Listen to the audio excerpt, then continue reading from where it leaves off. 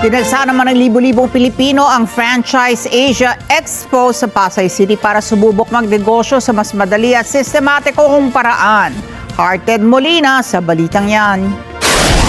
Sa gitna ng pagtaas ng presyo ng bilihin at paghahanap ng dagdag kita, dinagsa ng libo-libong Pilipino ang Franchise Asia Expo sa Pasay City. Bitbit ang pag-asang makapagsimula ng sariling negosyo. Maraming local at international brands ang kalahok sa Franchise Asia, isa sa pinakamalaking franchise show sa buong mundo. Layunin nitong makahikayat ang mas maraming Pilipino na magnegosyo sa mas sistematikong paraan sa gitna ng economic challenges. Ang Franchise Asia, yan yung isa sa pinakamalaking franchise show sa buong mundo. May mga 1,000 brands nandito.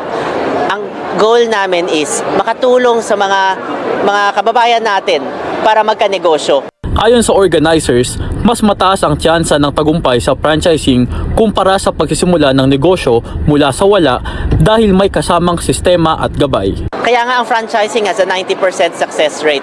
Kaysa pag nagsimula ka from scratch, 25% lang ang success rate mo. Bukod dito, nagsisilbi rin ang Expo bilang gabay sa publiko upang makaiwas sa mga hindi lehitimong negosyo at makapili ng mapagkakatiwalaang brand. So through this Expo activities, nakikita ng mga Filipinos kung ano yung mga brands na established na, affiliated with the Philippine Franchise Association na pwede nilang i-consider kapag sila ay naghahanap ng ininegosyo. Ilan sa mga kumpanyang kalahok ay nagbibigay ng full support sa kanilang franchisees mula training hanggang araw-araw na operasyon ng negosyo. Ginaguide natin sila in terms of the operations. Meron silang dedicated na operations manager and business operations consultant. Ginaguide sila kung paano ang gagawin on a day-to-day operations ng store. May marketing support din tayo, business development support, no, na binibigay sa kanila. Bukas sa publiko ang Franchise Asia Expo hanggang Linggo sa Pasay City, nag-aalok ng konkretong hakbang para sa mga Pilipinong nais maging boss sa sarili nilang negosyo.